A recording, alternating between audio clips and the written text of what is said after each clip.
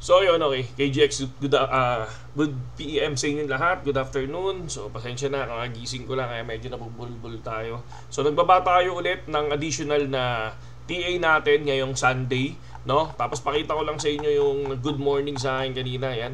Daming nakapag-profit kanina tsaka kahapon. So 13-0 yung team. So syempre, tulad ng sinabi ko, wala namang 100% possible, no? May talo yan, pero ito yung mga nilalapag natin na bagong TA, so super so far wala pa naman tayong negative ngayon. Ito ngayon nagbigay ako ng usual TP1, pero naka current price pa ako dito, no? Kumbaga ano pa to, patuloy pa to. Kasi sabi ko, kapag malapit sa TA, for example malapit dun sa area namin, binababaan namin yung leverage, mga lods, no? Kunyari for example, etong usual, no? So nasa 5.95, pumasok kami 5.93. So ang TP1 namin is 0.6 and then 0.61. So kapag medyo malapit kami dito sa area na to, ang ginagawa namin is nililitan namin yung leverage, mga lodi. So far goods naman. Okay? So balik tayo kay BTC. Sa mga gustong pumasok dyan sa Telegram natin, PM nyo ako dito sa Facebook page natin, mga pogi, no? Facebook page natin, tapos puntahan nyo lang mismo yung aking crypto tambay. Etong KGX Spot Future, dyan nyo ako i-PM, okay? Tapos dyan ko binibigay yung requirements. Libre lang yan, mga idol, no? Isa lang sa pinaka-requirements dyan, yung nabibigatan sila, yung gagamitin mo yung link ko sa BitGet, yun lang.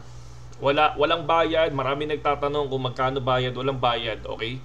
Walang bayad dyan, okay? So next, eto yun. For BTC naman, kung titingnan natin, expected ko naman si BTC, ganyan lang ang galawan ngayon eh. Kasi una talagang, hinihintay talaga natin ng inauguration. Ito, sabi dito, will BTC a new ATH shortly after Donald Trump inauguration on January 20? Basta maganda yung sinabi ni Mr. Donald Trump, I think gaganda yan, no? Lilipad dyan, mga lodi. Will Donald Trump pardon Silk Road founder Ross for 8 days. So tingnan natin yung mga news ngayon. ETH market cap compared to the traditional stock market gains. Tingnan natin kung magpi-flip siya. So pero tingnan natin yung TA natin mamaya.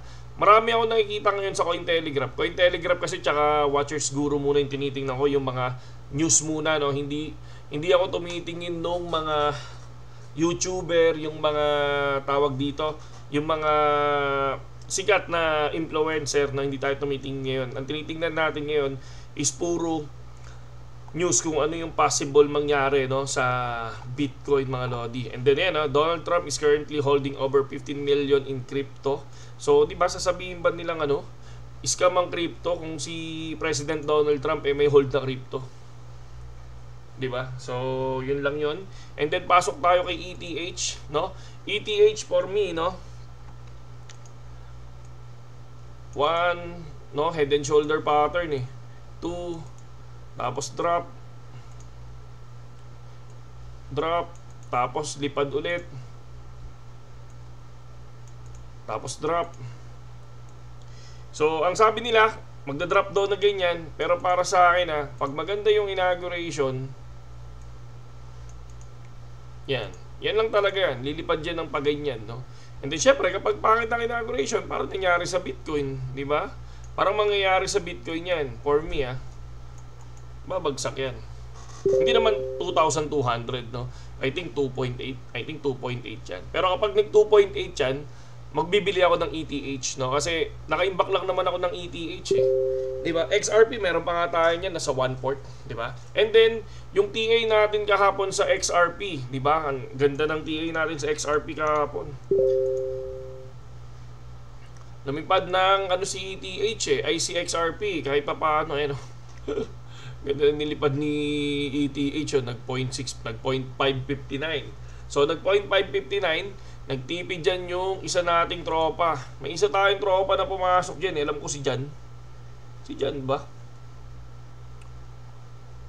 Dami na kasi, hindi ko na makita yung ang dami nagpi-PM sa atin about dun sa Telegram. And then syempre, may mga nagagalit din kasi una, bakit daw link ko lang, 'di ba? Kumbaga parang ang sabi nila sa akin, Kumi-commission ka lang naman eh. Bakit daw kailangan ng papasok lang yung nasa link ko lang? Mukha daw akong commission, no? Sabi ko, first of all, sino bang hindi nagpapapasok ng 'Di ba? Libre na nga yung TA. Tapos ang requirements lang natin is link yung gagamitin. Natural, matik yung commission eh.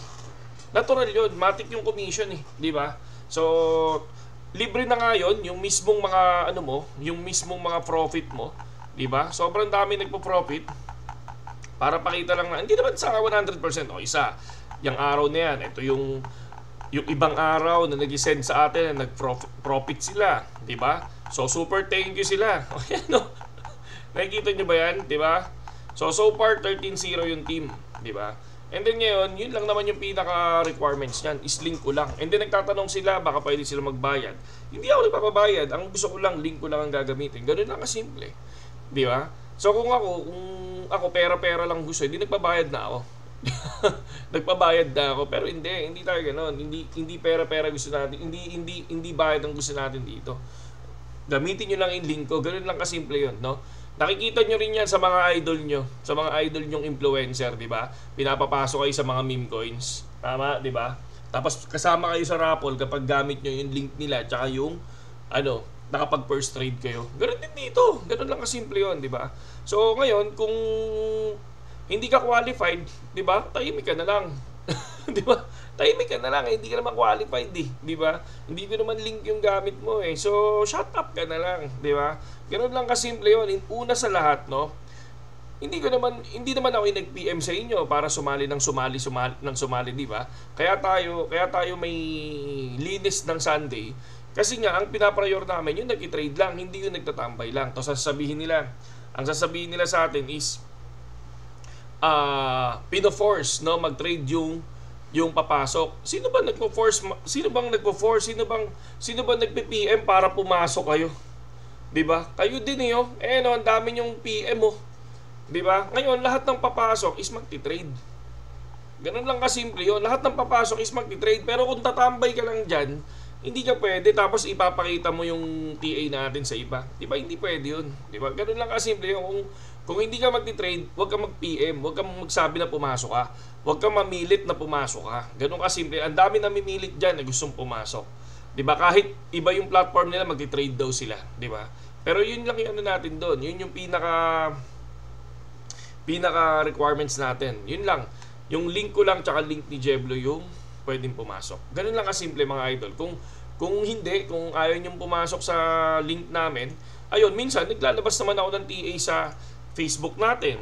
No, minsan naglalabas ako ng TA, pero minsan ang ginagawa ko lang naman is nagpapakita lang ako kapag profit na. 'Di ba? Dito. Pero sa Telegram, syempre, nagbababa na tayo diyan. Yun lang sa ngayon kay GX at magandang gabi sa inyong lahat. Okay? Saludo at hintayin natin yung inauguration kung ano mangyayari diyan.